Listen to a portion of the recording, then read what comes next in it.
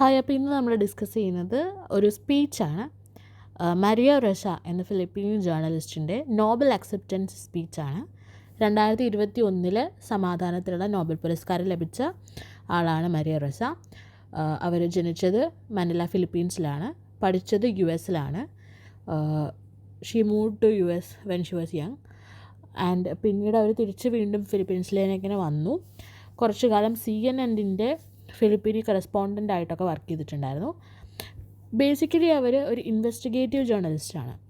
And she is the founder of Rappler എന്ന് പറഞ്ഞിട്ടുള്ള online news സൈറ്റിൻ്റെ കോ ഫൗണ്ടറാണ് റെസ. സോ മരിയ റെസയ്ക്ക് നോബൽ പുരസ്കാരം കൊടുക്കുമ്പോൾ അവരുടെ അതോറിറ്റീസ് അതിനുള്ള റീസൺ പറഞ്ഞത് എന്താണ്? For their efforts to safeguard freedom of expression which is a precondition for democracy and lasting peace. അതായത് ഫ്രീഡം ഓഫ് എക്സ്പ്രഷൻ കാത്തു രക്ഷിക്കാൻ വേണ്ടി അവർ നടത്തിയ മുന്നേറ്റങ്ങൾ. ഈ ഫ്രീഡം ഓഫ് എക്സ്പ്രഷൻ എന്നുള്ളത് എന്തിൻ്റെയൊക്കെ ബേസാണ്, അല്ലെങ്കിൽ എന്തിൻ്റെയൊക്കെ ഇതാണ് ജനാധിപത്യത്തിനും അതുപോലെ തന്നെ സമാധാനത്തിനും ഒക്കെ ഇമ്പോർട്ടൻ്റ് ആണ് ഫ്രീഡം ഓഫ് എക്സ്പ്രഷൻ എന്നുള്ളത്. അപ്പോൾ അത് കാത്തു രക്ഷിക്കാൻ വേണ്ടി അവർ നടത്തിയ എല്ലാ മുന്നേറ്റങ്ങളെയും കണക്ക് കൂട്ടി വെച്ചിട്ടാണ് അവർക്ക് ആ നോബൽ പ്രൈസ് കൊടുത്തത്. അപ്പോൾ സ്പീച്ച് അത്യാവശ്യം ലോങ് ആയതുകൊണ്ട് തന്നെ ലൈൻ ബൈ ലൈനിന് പോകുന്നില്ല. നിങ്ങൾക്കതിന് മെയിൻ ഐഡിയാസ് എന്താണെന്നുള്ളത് ഞാൻ എക്സ്പ്ലെയിൻ ചെയ്ത് തരാം. അവരതിൽ ആദ്യം തന്നെ മെയിനായിട്ട് നമുക്ക് തരുന്ന ഒരു ഐഡിയ എന്നുള്ളത് ജേർണലിസ്റ്റുകൾ ചെയ്യുന്ന ജേർണലിസ്റ്റ് എന്തോരം ത്യാഗങ്ങൾ സഹിക്കുന്നുണ്ട്, എന്തോരം ത്യാഗങ്ങൾ സഹിച്ചിട്ടാണ് അവർ നമ്മുടെ മുന്നിലേക്ക് സത്യങ്ങൾ വെളിച്ചത്തേക്ക് കൊണ്ടുവരുന്നത് എന്നുള്ളതാണ്. Like they take a lot of personal sacrifice to uphold truth. സത്യം മുറുകെ പിടിക്കാനും സത്യങ്ങൾ പുറം ലോകത്തെ അറിയിക്കാനും വേണ്ടിയിട്ട് അവർക്ക് ഒരുപാട് നഷ്ടങ്ങൾ സഹിച്ചിട്ടാണ് ചെയ്യുന്നത്, അവരുടെ ജോലി ചെയ്യുന്നത്. അപ്പോൾ അതിന് അവർ എക്സാമ്പിളായിട്ട് കുറേയധികം പേരുകൾ പറയുന്നുണ്ട്. അപ്പോൾ അത് പേരുകൾ ആരുടെയൊക്കെയാണ്? അത് ഗ്ലോബലി ഔട്ട്റേജ് ഉണ്ടാക്കിയ കുറേയധികം ജേർണലിസ്റ്റുകൾ who were killed or arrested. എന്തിനു വേണ്ടി ശ്രമിച്ചപ്പോൾ സത്യം പുറത്തു കൊണ്ടുവരാൻ, സത്യം പറഞ്ഞതിനും അനീതി ചൂണ്ടിക്കാണിച്ചതിനും കാരണം കൊല്ലപ്പെട്ട, ജീവൻ വരെ നഷ്ടപ്പെട്ട ആൾക്കാരുടെ പേരാണ് മരിയ റെസ പറയുന്നത്. അതിലൊരാളായിരുന്നു ജമാൽ ഖഷോഗി. ഹി വാസ് ഒരു സൗദി ജേർണലിസ്റ്റാണ് and he was killed in Saudi consulate in Turkey. അത് കാരണം സൗദി ഗവൺമെൻറ്റിനെതിരെ ഒരുപാടധികം പ്രശ്നങ്ങളൊക്കെ ഉണ്ടായിട്ടുണ്ടായിരുന്നു. അതേപോലെ അടുത്തൊരു പേരായിരുന്നു ഡഫ്നെ കരുവാന ഗലീസിയ. അവർ ഒരു മൾട്ടീസ് ജേർണലിസ്റ്റായിരുന്നു.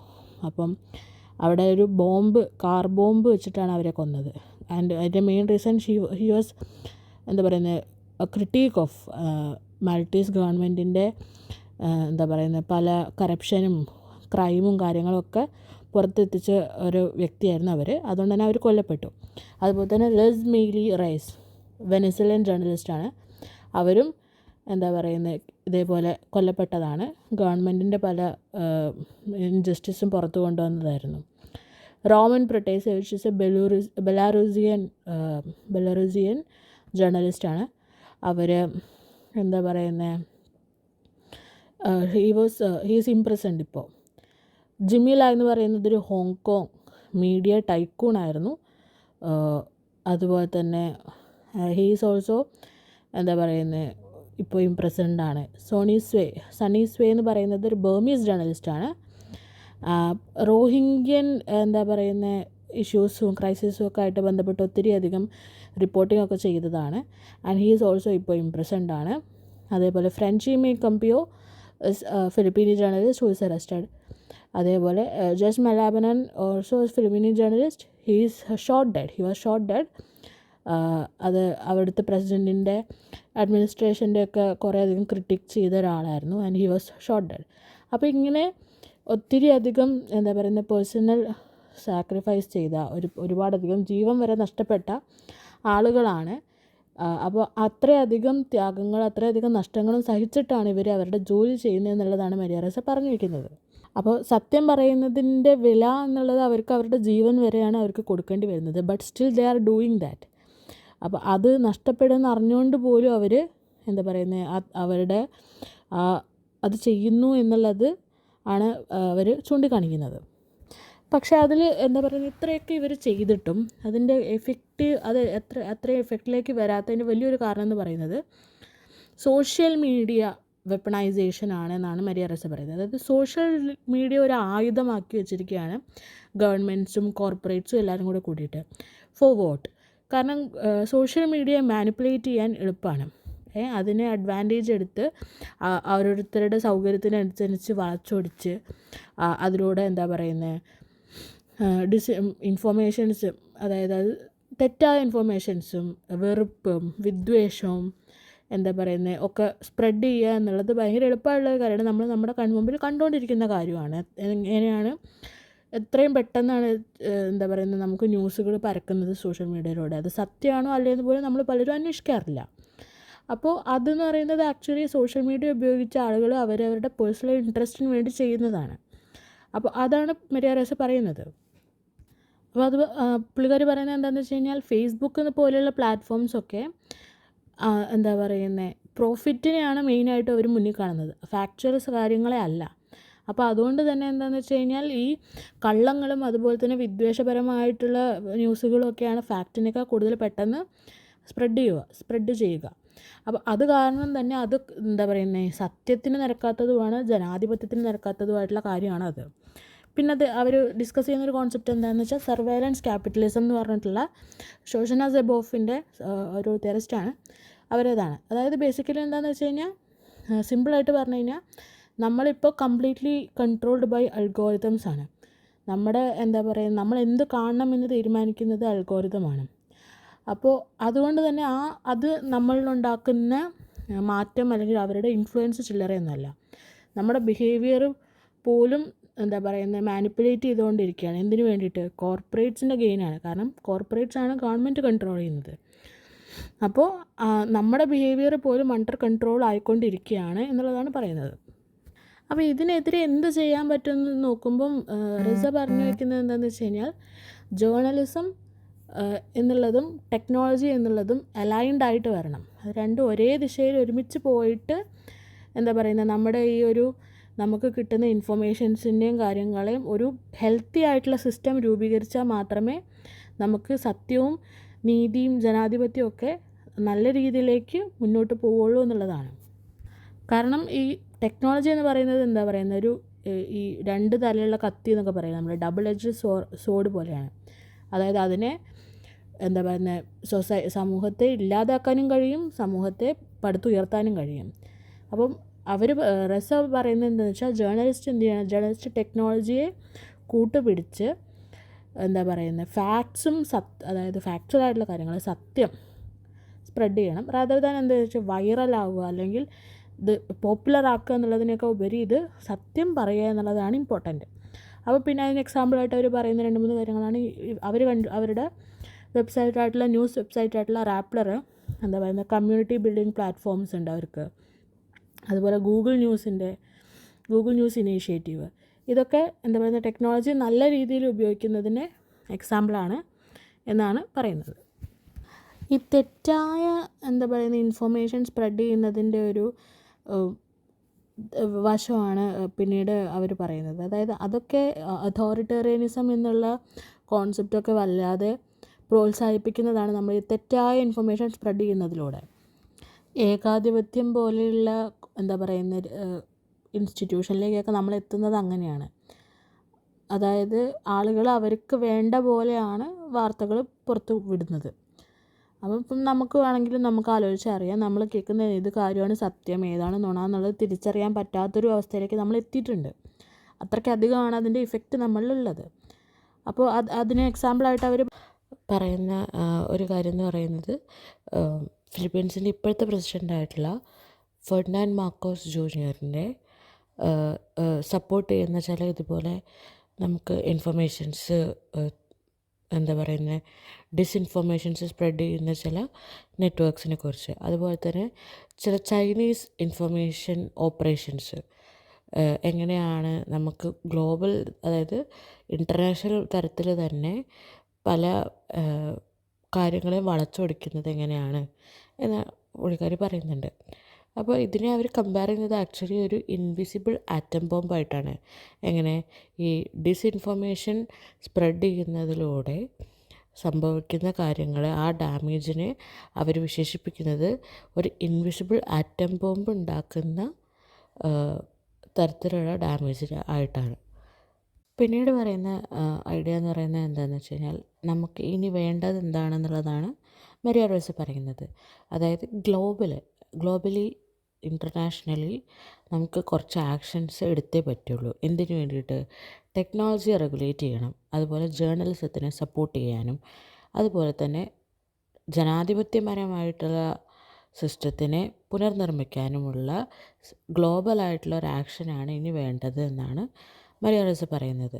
അതിനവർ കുറേ എന്താ പറയുക സജഷൻസും അവരുടെ ഭാഗത്തുനിന്ന് വയ്ക്കുന്നുണ്ട്. ഇപ്പോൾ ടെക്നോളജി റെഗുലേഷന് വേണ്ടിയിട്ട് എന്തൊക്കെ ചെയ്യാം, അതിന് കുറേ അധികം അതായത് നിയമപരമായിട്ടുള്ള കുറേ കാര്യങ്ങൾ ചെയ്യാൻ കഴിയും. അതായത് ഒന്നെന്ന് പറയുന്നത്, ഇപ്പം US സെക്ഷൻ 230 എടുത്തു കളയണം, ക്യാൻസൽ ചെയ്യണം. സെക്ഷൻ 230 എന്ന് പറയുന്നത് US കമ്മ്യൂണിക്കേഷൻ ഡീസൻസി ആക്റ്റാണ്. അതായത് ഒരു വെബ്സൈറ്റിൽ അല്ലെങ്കിൽ ഒരു ഓൺലൈൻ എന്താ പറയുന്നത് ബോഡിയിൽ തേർഡ് പാർട്ടിക്ക് എന്തൊക്കെ ചെയ്യാം, എന്തൊക്കെ അവരെ കൊണ്ട് ചെയ്യിക്കാം അല്ലെങ്കിൽ അവരോട് ചെയ്യാം എന്നുള്ളതും കൊണ്ട് ഉണ്ടാകുന്ന കാര്യങ്ങളിൽ എത്രത്തോളം എന്താ പറയുന്ന റെസ്പോൺസിബിലിറ്റി അവർക്കുണ്ട് എന്നുള്ളതാണ്. പക്ഷേ സെക്ഷൻ 230 ആക്ച്വലി പ്രൊട്ടക്ട്സ് ആ ഇൻ്റർനെറ്റ് പ്ലാറ്റ്ഫോംസ് ഫ്രം ദാറ്റ് എന്താ പറയുന്ന റെസ്പോൺസിബിലിറ്റി. അതായത് ഇപ്പം തേർഡ് പാർട്ടി ആയിട്ടുള്ള ഒരാൾ അവരോട് ചെയ്യുന്നതോ അല്ലെങ്കിൽ അവരിൽ ചെയ്യുന്നതോ അല്ലെങ്കിൽ അവരെക്കൊണ്ട് ചെയ്യിപ്പിക്കുന്നതോ ആയ കാര്യങ്ങളിൽ ഇൻ്റർനെറ്റ് പ്ലാറ്റ്ഫോംസിൽ ലയബിലിറ്റി ഇല്ല എന്നുള്ളതാണ് സെക്ഷൻ 230 കൊണ്ട് ഉദ്ദേശിക്കുന്നത്. അവരെ പ്രൊട്ടക്റ്റ് ചെയ്യുകയാണ് ചെയ്യുന്നത്. അത് എടുത്തു കളയണം, അത് ക്യാൻസൽ ചെയ്യണം എന്നാണ് മരിയ റോസ് പറയുന്ന ഒരു കാര്യം. അതുപോലെ തന്നെ ഇപ്പോൾ യൂറോപ്യൻ യൂണിയൻ്റെ ഡെമോക്രസി ആക്ഷൻ പ്ലാൻ ഉണ്ട്, അതിനെ സപ്പോർട്ട് ചെയ്യണം. ഡെമോക്രസി ആക്ഷൻ പ്ലാൻ എന്ന് പറഞ്ഞാൽ ഡെമോക്രസീനെ പുനർനിർമ്മിക്കാനും അതിനെ ബലപ്പെടുത്താനും വേണ്ടിയിട്ട് ഉള്ള ഒരു പ്ലാനിങ് ആണ്. അതിൽ കുറേ അധികം സ്റ്റെപ്പുകളുണ്ട്. ഇപ്പോൾ എന്താ പറയുന്നത്, ഇലക്ഷനിൽ ഉണ്ടാകുന്ന ഫോറിൻ ഇൻഫ്ലുവൻസ്, അതായത് പുറമേ നിന്നുള്ള രാജ്യങ്ങളിൽ അല്ലെങ്കിൽ പുറമേ നിന്നുള്ള ശക്തികൾക്ക് ഒരു രാജ്യത്ത് നടക്കുന്ന ഇലക്ഷനിൽ എത്രത്തോളം ഇൻഫ്ലുവൻസ് ഉണ്ടാവും, അങ്ങനത്തെ കാര്യങ്ങളൊക്കെ എടുത്തു കളയുക തുടങ്ങിയ കുറച്ച് സ്റ്റെപ്പുകൾ ഇൻവോൾവ് ചെയ്തിട്ടാണ് യൂറോപ്യൻ യൂണിയൻ്റെ ഡെമോക്രസി ആക്ഷൻ പ്ലാന് എന്താ പറയുന്നത് ഉണ്ടാക്കിയെടുത്തിരിക്കുന്നത്. പിന്നെ അവർ വിമർശിക്കുന്നത് നമ്മുടെ ഈ അൽഗോരിതംസ് ഉണ്ടാക്കുന്ന ബയസസാണ്. അതായത് പലപ്പോഴും നമ്മൾ എന്താ കാണേണ്ടത് എന്നുള്ളത് അൽഗോരിതംസ് ആണല്ലോ നമ്മൾ എന്താ കാണേണ്ടത് എന്നുള്ളത് തീരുമാനിക്കുന്നത്. അപ്പോൾ അത് പലപ്പോഴും ബയസ്ഡാണ്. നമ്മൾ ചില കാര്യങ്ങൾ മാത്രമേ ചിലപ്പോൾ കൂടുതലായിട്ട് കാണുന്നത്. അപ്പോൾ അതുകൊണ്ട് തന്നെ അപ്പോൾ അതിന് നമ്മളുടെ മേലുള്ള ഇൻഫ്ലുവൻസ് കൂടുതലായിരിക്കും. അപ്പോൾ ഈ അൽഗോരിതമിക് ബയസസ് ആക്ച്വലി ഉദ്ദേശിക്കുന്നത്, അവർ വാല്യൂ ചെയ്യുന്നത് എന്തിനെയാണ്? ലാഭത്തിനെയാണ്. ധനലാഭത്തിനെയാണ് അവർ സത്യത്തിനേക്കാൾ കൂടുതൽ പ്രയോറിറ്റൈസ് ചെയ്യുന്നത്. പിന്നെ അവർ പറയുന്ന വേറൊരു കാര്യം എന്ന് പറഞ്ഞാൽ ജേർണലിസത്തിനെ എത്രത്തോളം സപ്പോർട്ട് ചെയ്യാൻ പറ്റും. കാരണം ജേർണലിസമാണ് ഓൺലൈൻ ന്യൂസ് സ്പ്രെഡിങ്ങിനേക്കാൾ കൂടുതൽ. ഓൺലൈനായിട്ട് നമ്മളിങ്ങനെ ആരെങ്കിലുമൊക്കെ എഴുതി വിടുന്നതിലൊക്കെ കൂടുതൽ ഇത് ഒത്തൻറ്റിക്കായിട്ട് ചെയ്യുന്ന ആളുകളാണ് ജേർണലിസ്റ്റുകൾ. അപ്പോൾ അവർക്ക് കൂടുതൽ സപ്പോർട്ട് കൊടുത്തു കഴിഞ്ഞാൽ സത്യം കൂടുതലായിട്ട് പുറത്തു വരും എന്നുള്ളതാണ് മരിയ റോസ് പറയുന്നത്. അപ്പോൾ അവരതിന് പറയുന്നത് എന്താ വെച്ചാൽ ദേ നീഡ് മോർ ഫണ്ടിങ്, അല്ലേ? അവർക്ക് കൂടുതലായിട്ട് ഫണ്ടിങ്ങും കാര്യങ്ങളും കിട്ടിയാലേ അവർക്ക് നല്ല രീതിയിൽ കാര്യങ്ങൾ മുന്നോട്ട് കൊണ്ടുപോകാൻ പറ്റുള്ളൂ. അപ്പോൾ അവർ പറയുന്ന ഒരു കാര്യം എന്ന് പറഞ്ഞു കഴിഞ്ഞാൽ ഓവർസീസ് ഡെവലപ്മെൻറ്റ് അസിസ്റ്റൻസ് ODA കൂട്ടണം എന്നുള്ളതാണ്. ODA എന്ന് വെച്ച് കഴിഞ്ഞാൽ സിമ്പിളായിട്ട് പറഞ്ഞാൽ എക്കണോമിക്കലി അത്രയും ഡെവലപ്ഡ് അല്ലാത്ത കൺട്രികളിലേക്ക് വെൽത്തിയർ കൺട്രീസിൽ നിന്ന് ഫണ്ട്സ് കൊണ്ടുവരിക. എന്തിനു വേണ്ടിയിട്ട്? ഈ ഫണ്ടുകൾ കൊണ്ട് നമ്മൾ പല പ്രൊജക്ട്സ് തുടങ്ങും, ഇനിഷ്യേറ്റീവ്സ് തുടങ്ങും, ഹെൽത്ത് കെയർ സിസ്റ്റത്തിൽ, എഡ്യൂക്കേഷനിൽ, അങ്ങനെയൊക്കെ. അതേപോലെ അങ്ങനത്തെ ഫണ്ട് ജേർണലിസത്തിൻ്റെ ഡെവലപ്മെൻറ്റിന് വേണ്ടിയിട്ടും ഉപയോഗിക്കണം എന്ന് പറയുന്നത്. അപ്പോൾ അവർ പറയുന്നത് എന്താ വെച്ചാൽ അത് ഈവൻ 1% പോലും കൂട്ടിയാൽ പോലും നമുക്ക് ഏതാണ്ട് 1 ബില്യൺ ആനുവലി ഉണ്ടാക്കാൻ പറ്റുന്ന രീതിയിലേക്ക് അത് വളരും എന്നാണ് പറയുന്നത്. പിന്നെ അവർ പറയുന്നത് എന്താ വെച്ചാൽ ഇങ്ങനെയുള്ള കാര്യങ്ങൾ കൊണ്ട് തന്നെ നമുക്ക് നമ്മളുടെ ഈ എന്താ പറയുന്നത് നമ്മുടെ ഇൻഫർമേഷൻ ഇക്കോസിസ്റ്റം നമുക്ക് പുനർനിർമ്മിക്കാൻ സാധിക്കണം. എന്തുകൊണ്ട്? ഫാക്ട്സ് കൊണ്ടും എത്തിക്കലായിട്ട് ജേർണലിസം ചെയ്തുകൊണ്ടും എന്നാണ് മരിയറസ് പറയുന്നത്. അടുത്തതായിട്ട് അവർ പറയുന്ന വേറൊരു കാര്യം എന്ന് പറയുന്നത് ഡിസ്ഇൻഫർമേഷൻ്റെ ഇഫക്റ്റാണ്. അത് ഞാൻ വേറൊരു കാര്യം നിങ്ങൾക്ക് പറഞ്ഞുതരാം. ഡിസ്ഇൻഫർമേഷനും മിസ്ഇൻഫർമേഷനും ഉണ്ട്. DIS ഇൻഫർമേഷനും ഉണ്ട്, MIS ഇൻഫർമേഷനും ഉണ്ട്. തമ്മിലുള്ള വ്യത്യാസം എന്താ? രണ്ടും തെറ്റായ വാർത്തകൾ അല്ലെങ്കിൽ തെറ്റായ ഇൻഫർമേഷൻ സ്പ്രെഡ് ചെയ്യുന്നത് തന്നെയാണ്. പക്ഷേ അതിന് വ്യത്യാസം വരുത്തുന്നത് അതിൻ്റെ ഇൻറ്റൻഷനാണ്. മിസ്ഇൻഫർമേഷൻ എന്ന് പറഞ്ഞാൽ സ്പ്രെഡിങ് ഓഫ് ഫോൾസ് ഇൻഫർമേഷനാണ്. തെറ്റായ വിവരം പരത്തുക അല്ലെങ്കിൽ വിവരം സ്പ്രെഡ് ചെയ്യാം. പക്ഷേ അവരത് എന്താ പറയുന്നത്, ഒരു ഹാം അല്ലെങ്കിൽ ആർക്കെങ്കിലും ഒരു ഹാം കോസ് ചെയ്യണം എന്നുള്ള ഇൻറ്റൻഷനോടെ അല്ല അത് ചെയ്യുന്നത്. നേരെ മറിച്ച് ഡിസ്ഇൻഫർമേഷൻ എന്ന് പറഞ്ഞു കഴിഞ്ഞാൽ അത് എന്തെങ്കിലും ഒരു പ്രൊപ്പഗണ്ടയെ സ്പ്രെഡ് ചെയ്യാൻ വേണ്ടിയിട്ട്, ആർക്കെങ്കിലും ഹാം ഉണ്ടാക്കാൻ വേണ്ടിയിട്ട്, വിദ്വേഷം പരത്താൻ വേണ്ടിയിട്ട്, അങ്ങനത്തെ ഇൻറ്റൻഷനോട് കൂടി തന്നെ ചെയ്യുന്ന ഫോൾസ് ഇൻഫർമേഷൻ സ്പ്രെഡ് ചെയ്യുന്നതിനെയാണ് ഡിസ്ഇൻഫർമേഷൻ നമ്മൾ പറയുക. അത് ചിലപ്പം എന്താ പറയുക, ഇപ്പം വലിയ ശക്തികൾ, അത് എന്താ പറയുന്നത്, ഗവൺമെൻറ്റ്സ് ആവാം, കോർപ്പറേറ്റ്സ് ആവാം, അവരുടേതായിട്ടുള്ള ലാഭത്തിന് വേണ്ടിയിട്ട് അല്ലെങ്കിൽ അവരുടെ താല്പര്യത്തിനനുസരിച്ച് കാര്യങ്ങൾ വളച്ചൊടിക്കാൻ വേണ്ടിയിട്ട് ചെയ്യുന്ന തെറ്റായിട്ടുള്ള ഇൻഫർമേഷൻ സ്പ്രെഡ് ചെയ്യുന്നതിനാണ് നമ്മളെന്ത് പറയുക, ഡിസ്ഇൻഫർമേഷൻ എന്ന് പറയുക.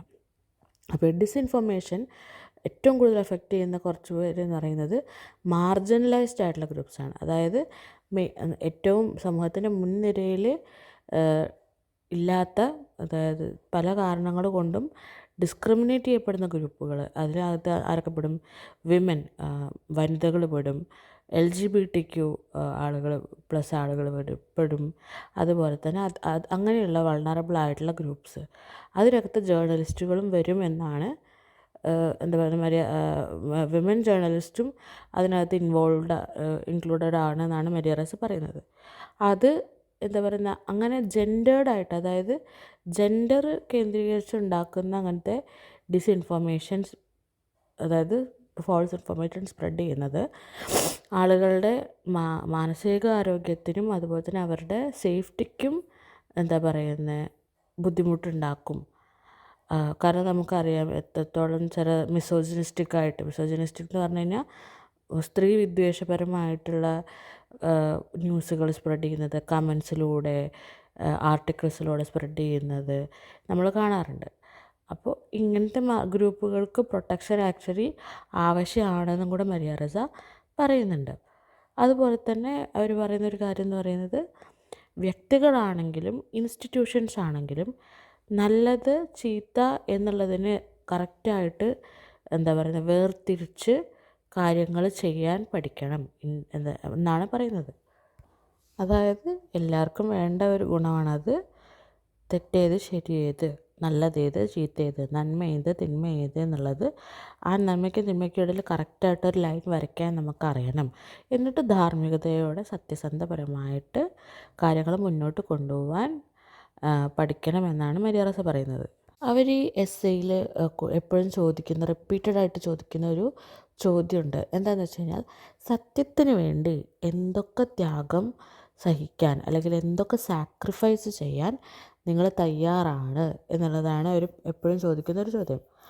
അപ്പോൾ അതിൽ എന്താ പറയുന്നത്, പിന്നീട് വീണ്ടും എല്ലാവരോടും അതിൽ തന്നെ റിഫ്ലക്റ്റ് ചെയ്യാൻ വേണ്ടി പറഞ്ഞിട്ട് അവർ പറയുന്ന വേറൊരു കാര്യം എന്ന് പറഞ്ഞു കഴിഞ്ഞാൽ, ഇപ്പം നമ്മൾ പറഞ്ഞല്ലോ, ഈ നന്മയും തിന്മയും തമ്മിലുള്ള ആ ഒരു അതിർവരമ്പ് എല്ലാവരും കറക്റ്റായിട്ട് അറിഞ്ഞിരിക്കണം എന്നുള്ളത്. അതിലവർ വേറെ ഒരു കാര്യം അതിനകത്ത് കൂട്ടിച്ചേർക്കുന്നത് എന്താണെന്ന് വെച്ച് കഴിഞ്ഞാൽ, ഇപ്പോൾ പലപ്പോഴും എന്താ പറയുന്നത്, നമ്മൾ ചെയ്യുന്ന ചില കാര്യങ്ങൾ നമ്മൾ വളരെ സാധാരണയാണെങ്കിൽ നമ്മൾ നോർമൽ ലൈഫിൽ ഇൻക്ലൂഡഡ് ആണ്, നമ്മുടെ ഡ്യൂട്ടിയാണ് അല്ലെങ്കിൽ നമ്മുടെ ജോബിൻ്റെ ഭാഗമായിട്ടൊക്കെ ചെയ്യുന്ന വളരെ ചില കാര്യങ്ങളൊക്കെ നമ്മളതിൻ്റെ ധാർമ്മികപരമായിട്ടുള്ള കോൺസിക്വൻസസിനെ കുറിച്ച് നമ്മൾ വല്ലാതെ ബോധേഡ് ആവില്ല. ലൈക്ക് ഞാനിത് ചെയ്യുന്നത് കൊണ്ട് എന്തെങ്കിലും സംഭവിക്കുമോ, അല്ലെങ്കിൽ ആർക്കെങ്കിലും എന്തെങ്കിലും ബുദ്ധിമുട്ടുണ്ടാവുമോ, അല്ലെങ്കിൽ ഇത് ശരിയാണോ എന്ന് നമ്മളാലോചിക്കില്ല. ചിലപ്പോൾ നമ്മളുടെ ജോബായിരിക്കും അത്, നമ്മളത് ചെയ്തു പോകും. പക്ഷേ അങ്ങനെയുള്ള കാര്യങ്ങളാണ് പലപ്പോഴും ഈ അതോറിറ്റേറിയനിസം എന്ന് പറഞ്ഞു കഴിഞ്ഞാൽ ഒരു വ്യക്തിയിൽ കേന്ദ്രീകൃതമായിട്ടുള്ള ഭരണം വരിക. അപ്പോൾ ഏകാധിപത്യത്തിൻ്റെയൊക്കെ ഒരു ഫോമാണ് അതോറിറ്റേറിയനിസം എന്ന് പറഞ്ഞു കഴിഞ്ഞാൽ. അങ്ങനത്തെ കാര്യങ്ങളൊക്കെ ഡെവലപ്ഡ് ആയിട്ട് വരുന്നത് ഇങ്ങനെയുള്ള ചില ചെറിയ ചെറിയ സ്റ്റെപ്പുകൾ കൂടി വന്നിട്ടാണ്. അപ്പോൾ അതിന് എക്സാമ്പിളായിട്ട് അവർ പറയുന്നൊരു കോൺസെപ്റ്റാണിത്. ഹന ആരൻറ്റിൻ്റെ ബനാലിറ്റി ഓഫ് ഈവിൾ. അവരൊരു എഴുത്തുകാരിയാണ് ഹന എന്ന് പറയുന്നത്. ബനാലിറ്റി ഓഫ് ഈവിൾ എന്നുള്ളത് അവരുടെ ഒരു ബുക്കിൽ നിന്നും കൊണ്ടുവന്ന കോൺസെപ്റ്റാണ്. ആ ബുക്ക് ആരെക്കുറിച്ചായിരുന്നു വെച്ച് കഴിഞ്ഞാൽ ഒരു നാസി സോൾജർ ജനറലിനെ കുറിച്ചായിരുന്നു. ഹൂ വാസ് ദ എന്താ പറയുന്നത് ഹോളോകോസ്റ്റ്, അതായത് ഈ ജ്യൂസിൻ്റെ കൂട്ടക്കൊല നടന്നല്ലോ, അതിനെ നടത്തിയതും അതിനെ കാര്യങ്ങൾ നോക്കിയിരുന്നതായിട്ടുള്ള ഒരു എന്താ പറയുന്നത് സോൾജർ ജനറലായിരുന്നു. അപ്പോൾ അദ്ദേഹത്തെ തൂക്കിക്കൊല്ലുകയായിരുന്നു ചെയ്തത്. അപ്പോൾ ഹന പറയുന്നത് എന്താണെന്ന് വെച്ച് കഴിഞ്ഞാൽ ഇയാൾ ആക്ച്വലി ചെയ്തത് എന്താണെന്ന് വെച്ച് കഴിഞ്ഞാൽ മുകളിൽ നിന്ന് വരുന്ന ഓർഡേഴ്സ് ഫോളോ ചെയ്യുക എന്നുള്ളതാണ്. അയാൾ ജനറലായിരുന്നു, അയാളോട് എന്തൊക്കെ ചെയ്യാൻ പറഞ്ഞോ അയാളുടെ ജോബായിട്ട് അയാൾ അതൊക്കെ ചെയ്തു. അപ്പോൾ പക്ഷേ എന്താണെന്ന് വെച്ചാൽ അയാൾ അതിൻ്റെ മോറൽ വശം അയാൾ ആലോചിച്ചില്ല. അതായത് അതിൻ്റെ ധാർമ്മികത എന്താണ്, അല്ലെങ്കിൽ അയാൾ ചെയ്യുന്ന കാര്യം എന്താ പറയുന്നത് എത്രത്തോളം നല്ലതാണ്, അല്ലെങ്കിൽ എത്രത്തോളം നന്മയുണ്ടോ തിന്മയുണ്ടോ എന്നുള്ളത് അദ്ദേഹം ആലോചിച്ചില്ല. അയാളുടെ കരിയറിൽ മുന്നോട്ട് പോകാനും ആളുകളുടെ ഗുഡ് ബുക്സിൽ കയറിപ്പറ്റാനും വേണ്ടിയിട്ട് മാത്രമേ ആലോചിച്ചുള്ളൂ. അപ്പം അപ്പോഴാണ് പിന്നെയും അതായത് മരിയ റെസ ചോദിക്കുന്നത്, സത്യത്തിന് വേണ്ടിയിട്ട് എന്തൊക്കെ സാക്രിഫൈസ് ചെയ്യാൻ നിങ്ങൾ തയ്യാറാണ്? സത്യം ഉയർത്തിപ്പിടിക്കണമെങ്കിൽ നമ്മൾ ചിലപ്പോൾ പേഴ്സണലായിട്ട് പല നഷ്ടങ്ങളും സഹിക്കേണ്ടി വരും. അപ്പോൾ അത് എത്രത്തോളം നിങ്ങൾ തയ്യാറാണ് എന്നുള്ളതാണ് പിന്നെയും മരിയ റെസ ചോദിക്കുന്നത്. സ്പീച്ച് അവർ കൺക്ലൂഡ് ചെയ്യുന്നത് ഒരു പ്രതീക്ഷയുടെ ഒരു എന്താ പറയുന്നത് വാക്കുകളോട് കൂടിയാണ്. അതായത് ഹ്യൂമാനിറ്റി, മനുഷ്യരാശി മുഴുവൻ ഒരുമിച്ച് വന്ന് ഒരു എന്താ പറയുന്നത് എംപത്തിയിലും ട്രസ്റ്റിലും സസ്റ്റൈനബിലിറ്റിയിലും ഊന്നിക്കൊണ്ടുള്ള ഒരു ലോകം പണിതെടുക്കാൻ വേണ്ടിയിട്ട് മനുഷ്യരാശി മുഴുവൻ ഒരുമിച്ച് വരണം. അപ്പോൾ അവരിങ്ങനെ എന്താ പറയുന്നത് അവരുടെ ഓഡിയൻസിനോട് ഇങ്ങനെ ആഹ്വാനം ചെയ്യണം, നിങ്ങളൊരു സമാധാനപരമായിട്ടുള്ള സത്യസന്ധമായിട്ടുള്ള ഒരു വേൾഡ് എന്നുള്ള വിഷൻ നിങ്ങളുടെ മൈൻഡിൽ വേണം. അതിലേക്ക് നമുക്ക് മുന്നോട്ട് പോകാൻ വേണ്ടിയിട്ട് കളക്റ്റീവായിട്ട് എല്ലാവരും ഒരുമിച്ച് നിന്ന് അത് റിയാലിറ്റി ആക്കാൻ എന്താ പറയുന്നത് ശ്രമിക്കണം എന്ന് മാത്രമല്ല അതിനുവേണ്ടി വർക്ക് ചെയ്യണം എന്നുള്ള ഒരു ആഹ്വാനത്തോടു കൂടിയാണ് മരിയ റെസ അവരുടെ സ്പീച്ച് നിർത്തുന്നത്. അപ്പോൾ മരിയ റെസേൻ്റെ സ്പീച്ച് എന്ന് പറയുന്നത് പ്രസ്സിൻ്റെ ഫ്രീഡത്തിനെ ഡിഫെൻഡ് ചെയ്തിട്ടും അതുപോലെ തന്നെ ടെക്നോളജിയെ നമ്മൾ എത്രത്തോളം വിശ്വസിക്കുന്നു എന്നുള്ളതാണ്. നമ്മുടെ ടെക്നോളജിയിൽ നമ്മുടെ ഉള്ള വിശ്വാസം എന്ന് പറയുന്നത് നമ്മൾ ഒരിക്കൽ പോലും ഡൗട്ട് ചെയ്യാതെ വിശ്വസിക്കുന്നതാണ്. അതേപോലെ തന്നെ ജനാധിപത്യത്തെ പുനർനിർമ്മിക്കണം, ഗ്ലോബൽ ഇൻഫർമേഷൻ ഇക്കോസിസ്റ്റത്തിനെ എന്താ പറയുന്നത് അതിൻ്റെ എത്തിക്കലായിട്ട് അതിനെ കൊണ്ട് നടക്കണം എന്നുള്ളതാണ്. ഈ സ്പീച്ച് എന്ന് പറയുന്നത് ഒരേ സമയം നമുക്കൊരു വാണിങ്ങുമാണ്, അതേപോലെ തന്നെ ഒരു ഇൻസ്പിറേഷനുമാണ്. പല കാര്യങ്ങളും നമ്മൾ എന്താ പറയുന്നത് ശ്രദ്ധിക്കാതെ വിടുന്ന പല കാര്യങ്ങളെയും നമുക്ക് പോയിൻ്റ് ഔട്ട് ചെയ്ത് തരുന്നുണ്ട് മരിയ റെസ ഈ സ്പീച്ചിലൂടെ. അപ്പോൾ എന്താ പറയുന്നത് കളക്റ്റീവായിട്ടുള്ള ഒരു റെസ്പോൺസിബിലിറ്റി കൂടെ നമ്മൾ ഏറ്റെടുക്കണം. ആ ഉത്തരവാദിത്വം നമ്മളുടെ ആണെന്നും കൂടെ എന്താ പറയുന്നത് ഓർമ്മിപ്പിച്ചിട്ടാണ് മരിയ റെസ സ്പീച്ച് നടത്തുന്നത്.